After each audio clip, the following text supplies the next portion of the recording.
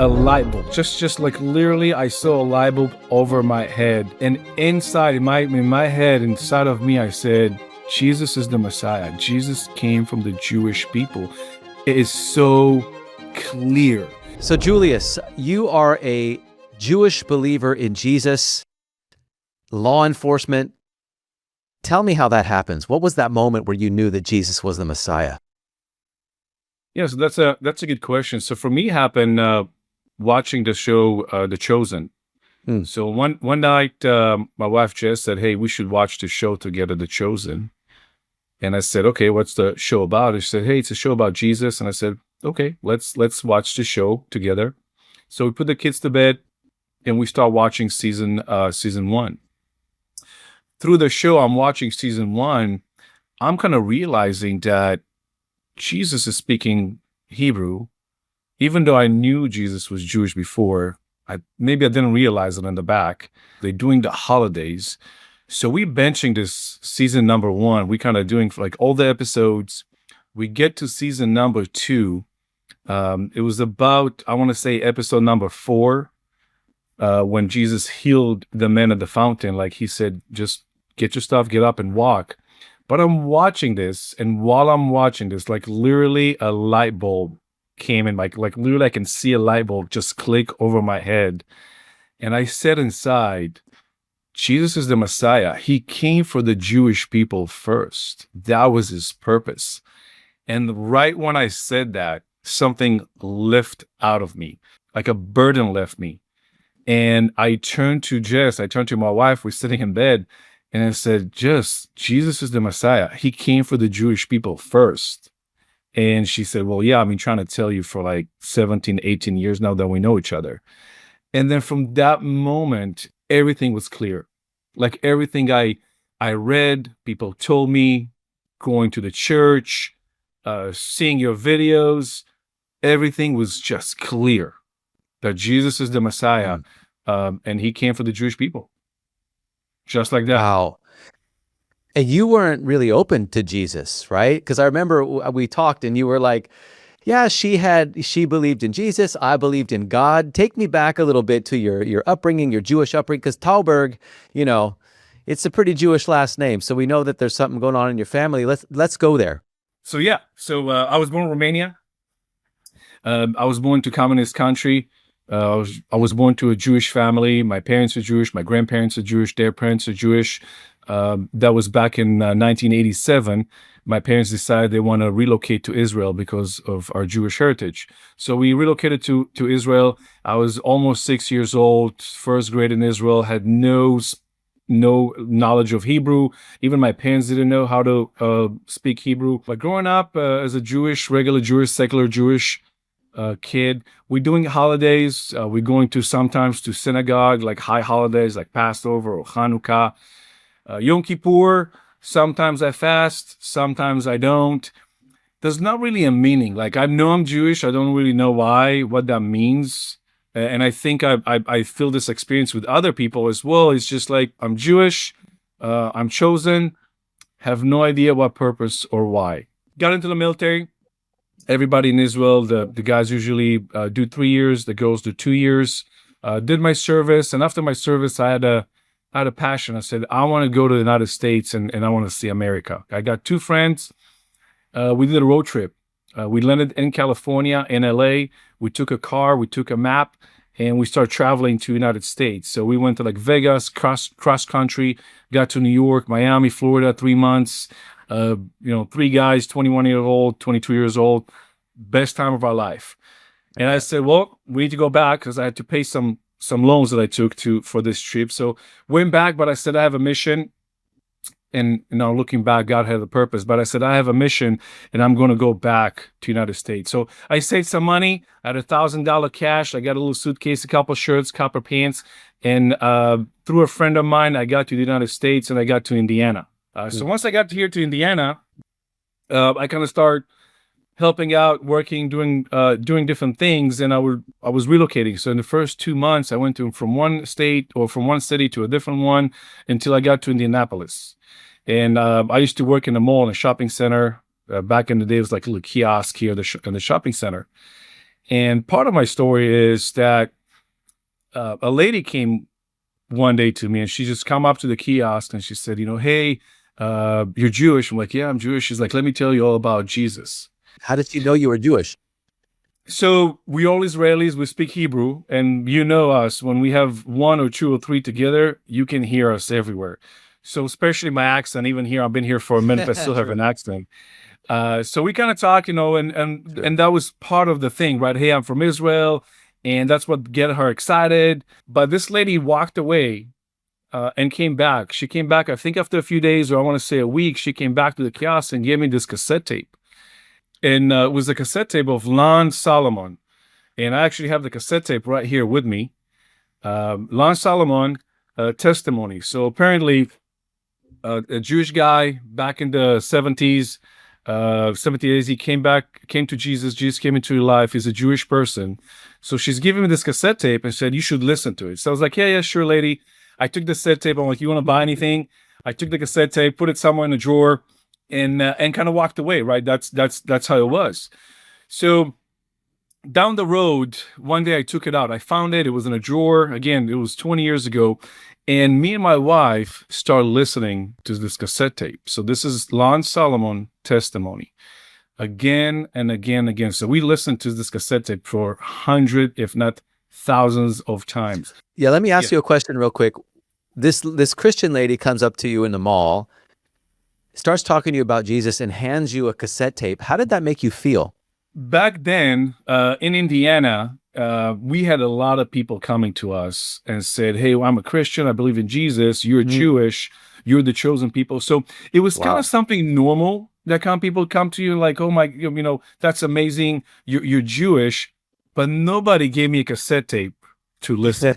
Right. So that was kind of a little bit different. And even when I took it, right. So we listened to this cassette tape for like hundreds of times. We were going to bed with the cassette tape. So while we're listening to the story, to the testimony, we're falling asleep. But nothing came out of it. So fast forward, my wife was a Christian. Actually, my wife was a Mormon back in the day. She got out of it. And then during this period of time, we went to church. We went to different churches. But it was just a positive place. I always say, every time they used to say Jesus, I used to just say in my head, God. I didn't really connect it. I didn't really make the connection. So it was very positive messages. I was very open, kind of growing up as a I want to say secular Jew, right? So I've been going to church for years and years and years, jumping different churches. There was a period of time that we stopped, like for years, going to churches as well. Went to synagogue a couple of times to synagogue. So there was not really connection. Again, I'm Jewish, I'm chosen, and I'll be okay. This is kind of was my my whole thing for years and years and years. So growing up in Israel, it's kind of different, right? Because if you want to get closer to God, you have to do certain things, right? You have to start doing the yarmulke. You can't do a Sabbath. You can't drive. You can't work. There's so many rules. Right. So if you want to get closer, and you look around at your friends, that's what's going to happen to you, right? So if you don't want to do all that, you don't want to put the yarmulke and the tzitziot and all that thing, and go to synagogue every weekend, you can't really get closer to God. So that was kind of the concept. That was the mindset. So it's kind of like, it's either all or nothing in a way. So let's leave religious Judaism to the religious Jews, the Orthodox Jews, and then us secular Jews will just kind of do whatever we want, maybe be a little bit observant, but they kind of have us covered. Is that kind of like the idea? Yeah, that's exactly the idea. And like I said, the idea also that I'm Jewish, I'm chosen, and I'm good. Right. And that was my saying. That was my saying, like every place I go in. Oh, I'm Jewish, I'm okay. Besides a couple bad apples, everybody goes to heaven. Everybody's going to be with God just because we're chosen. Wow. And this is kind of my life here, right? So this is my life. We moved to California. We came back. The cassette tape was with me all the time. I'll go back a little bit because you kind of brought up my law enforcement background here. My lawyer said, hey, you should apply for citizenship. You never know, you may be going to get it. 4 months in, I got my citizenship. Right away, I said, hey, I'm going to get in law enforcement. I'm going to be a cop. Just said, well, I never married a cop. Like, I don't want you to be a cop. It's like, I always wanted to be a law enforcement, and this is what I want to do. 2 weeks in, I started applying.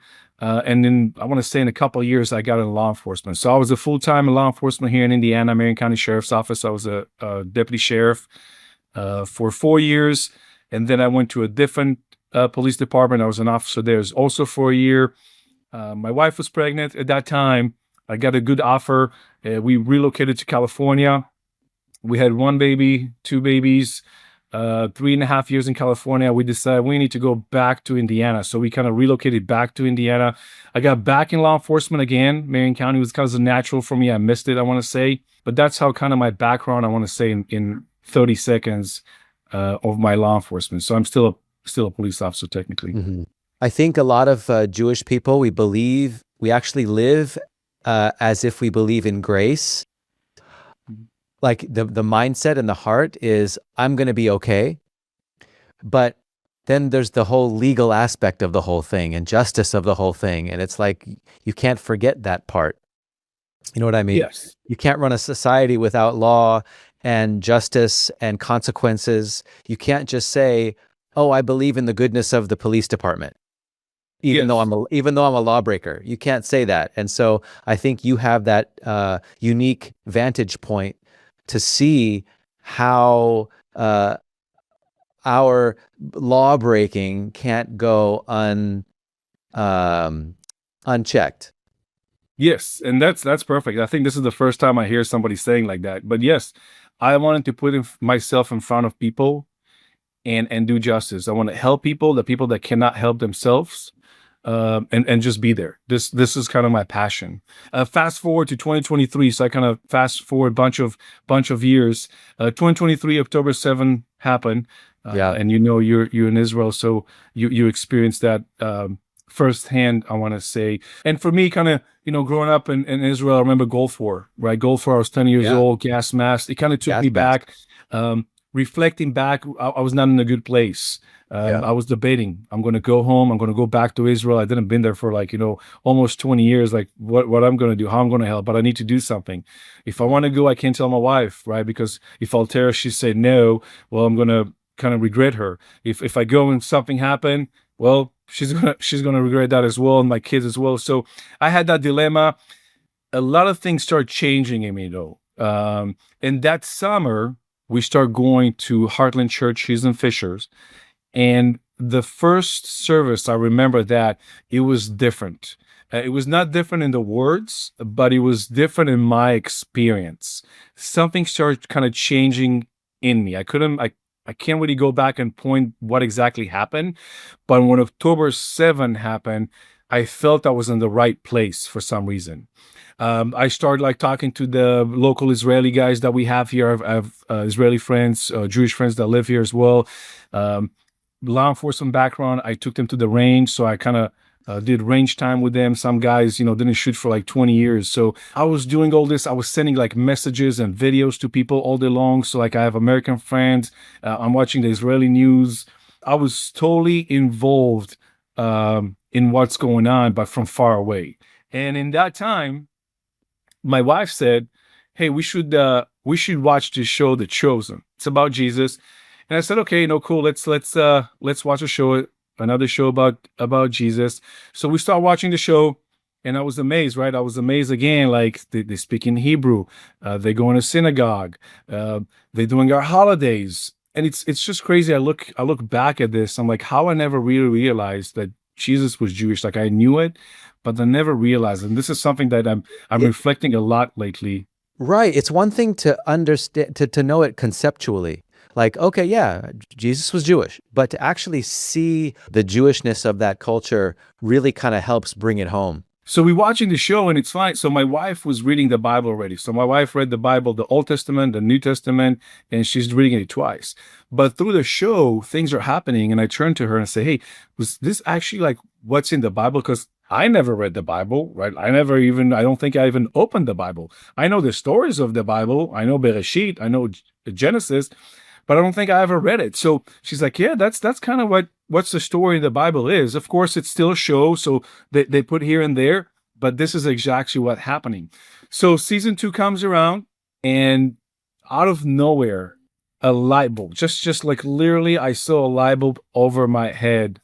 Um, and inside in my head, inside of me, I said, Jesus is the Messiah. Jesus came from the Jewish people. It is so clear. And something left me, something left me. Reflecting back, that was a burden that left me. That was a worry. That's all the problem that we give God. This is all the problem that we give Jesus. And he said, I got you. I got you. I turned around to my wife. I said, Jesus is the Messiah. He came to the Jewish people first, and this is it. And she's like, yeah, she's trying to tell you for like 17 years now. And we're laughing about it.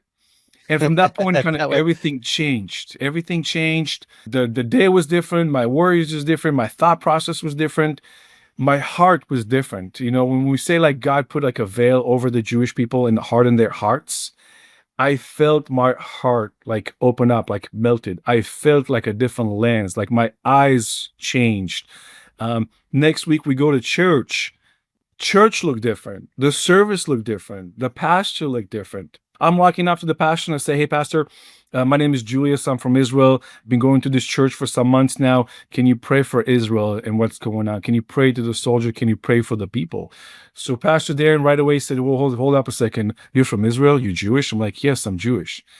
So we're having this little conversation. He's telling me, hey, Pastor Wayne from Israel is going to come here in 3 weeks and you're going to meet him. And I'm like, Pastor Wayne? He's like, yes, there's a big church in Israel, Kings of Kings Church. And Pastor Wayne is going to come here, visit us, and he's going to do a little service, and I want you to meet him. I said, sure, let's do it.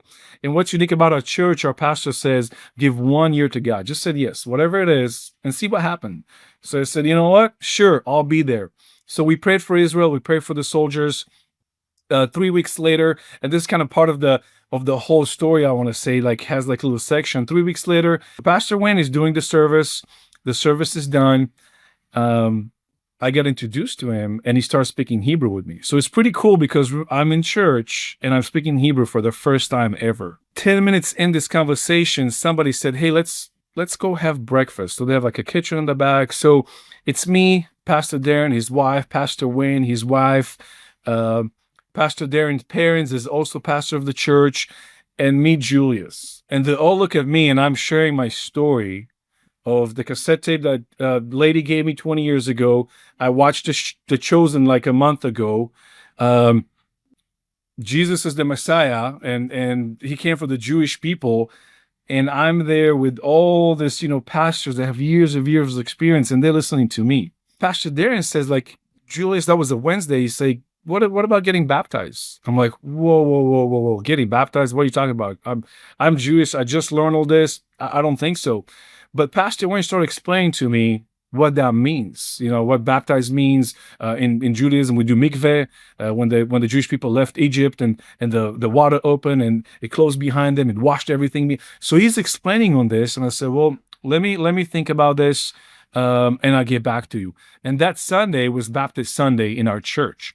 So I'm going home and I said, well, I'm going to pray about this. So I used to pray before, but not really like the same. So I said, I'm going to pray about this. I went home, talked to my wife. I told her what happened, and the breakfast, amazing. I woke up Thursday morning. I want to say the voice, the inside, the heart, God, I'm going to get baptized. It was just so clear. I'm going to get baptized. I told my wife, hey, I'm going to get baptized this Sunday. I emailed Pastor Darren and said, I'm going to get baptized this Sunday. My kids have a 6 and 9, where they were 5 and 8. They said, hey, we're going to baptize with you, Dad. So we all got baptized that Sunday. So a month ago, I'm watching the show, realizing that Jesus is purpose and why is he here, purpose in my life, and I'm baptized now.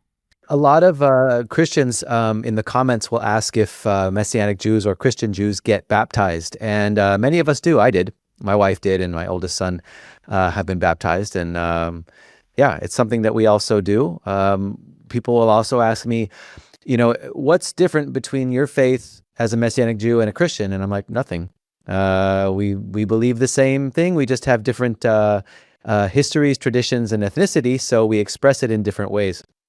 But we got baptized as well. Yeah, yeah. So my wife got baptized when she was a child, but she said, I want to get baptized again. But that experience, when I got out of that water, I really felt I'm leaving everything behind. Like I'm leaving all that burden, all that weight, all that dirt, all that not knowing. Now I'm the one like, hey, we're going to church Sunday. I'm making sure that everybody's waking up in the morning. Like something, like a fire kind of started in me. Like just and again, and people talking to me, and I'm running fast. I'm like, it's clear. Everything is clear. Even I had like kind of people from church like, hey, how long you like coming to church? Like how long Jesus came to my life in like 3 months, 4 months, and like, oh, okay, I thought like at least a decade.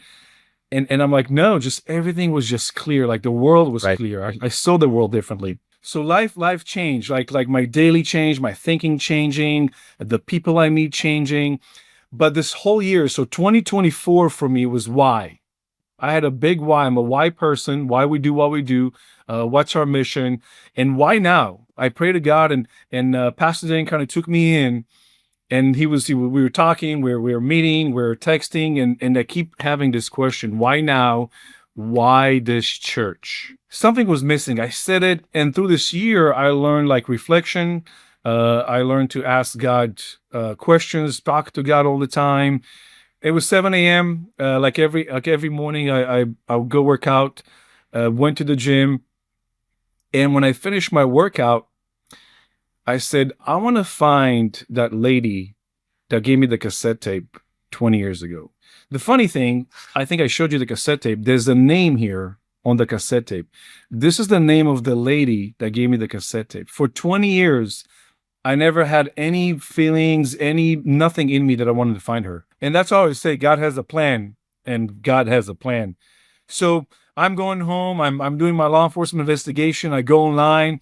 I try to kind of type her name. I call that number. There's no area code, nothing. So I'm like, well, it's 20 years ago. I'm pretty sure maybe she changed her number.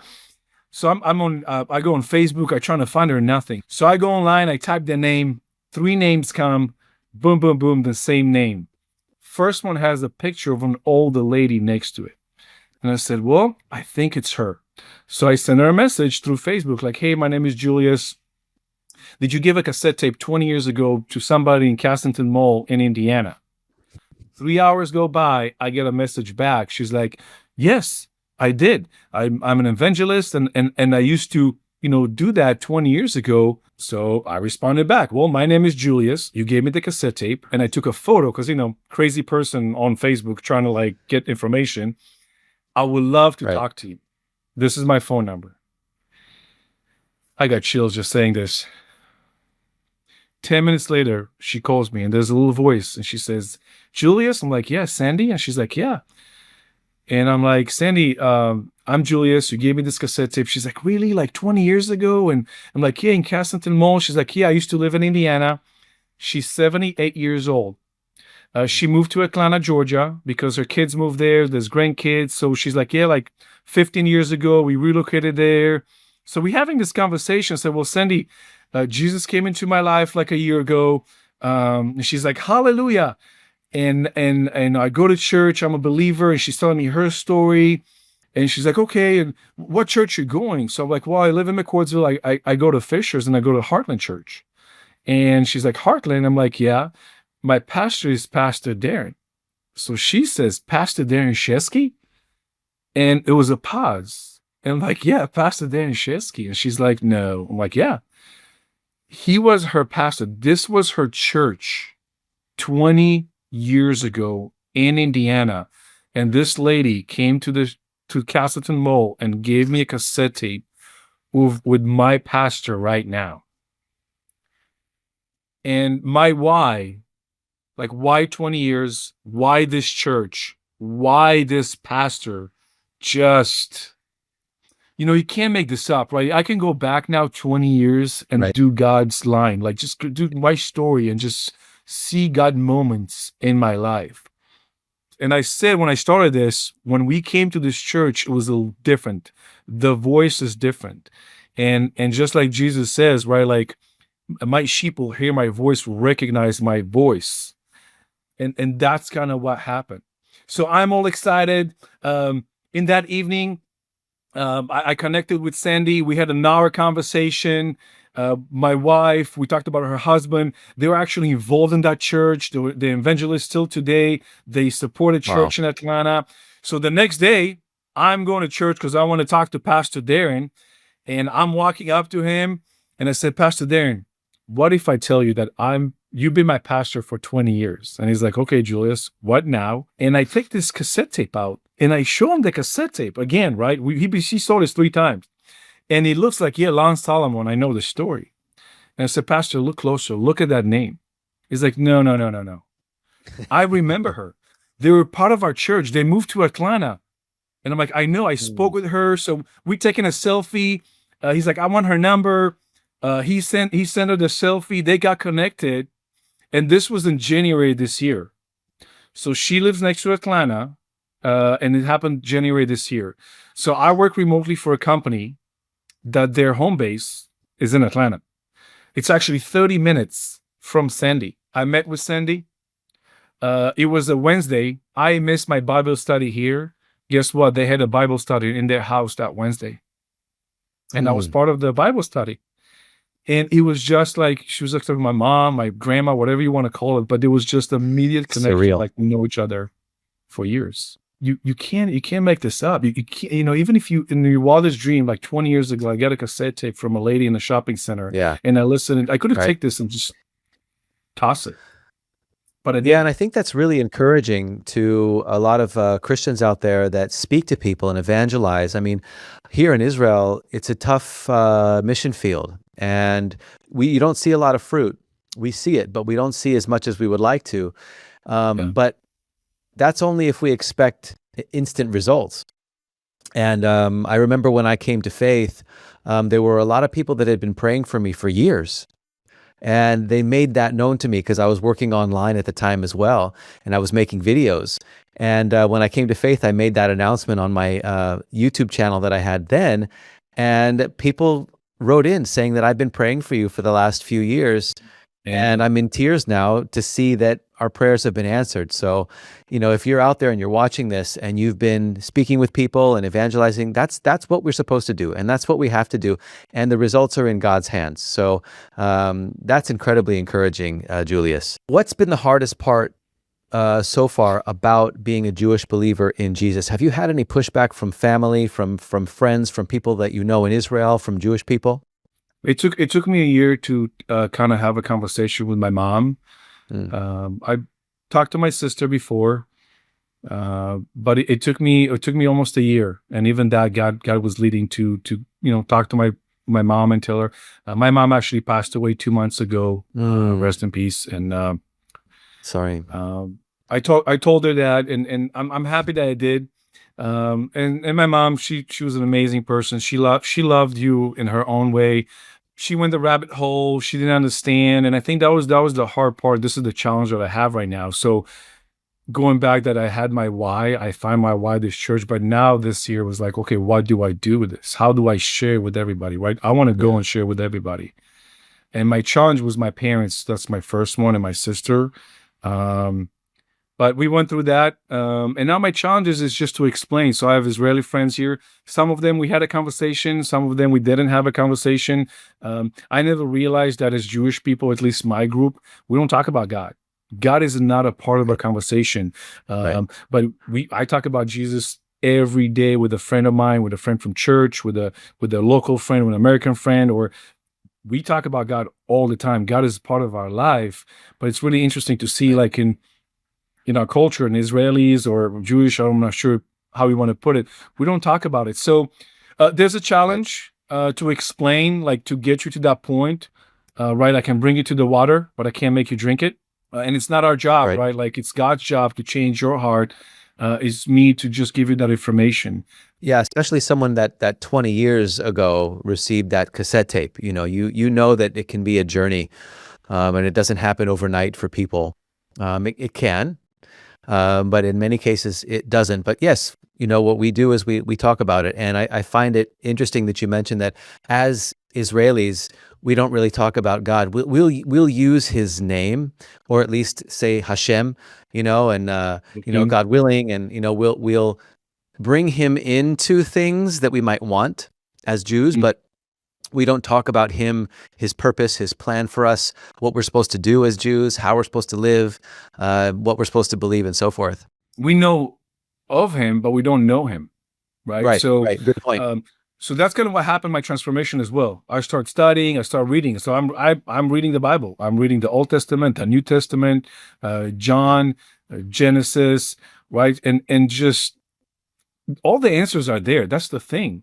If you open the Bible, right? So like the answers are there. Just open it. It's so clear, so simple.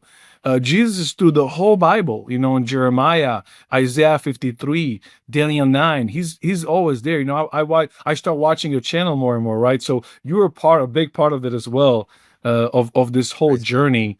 Been watching your channel all the time and learning so many things from you as well. So that was pretty amazing for this year.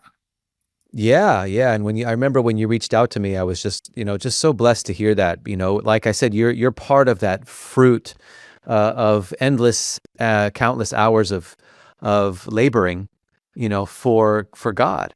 And I was just so blessed to hear. That's why I wanted to have you here. How did your wife react to all of this? So she prayed for me as well. She shared with me after I came to the realization. She said, "I've been praying for you for years."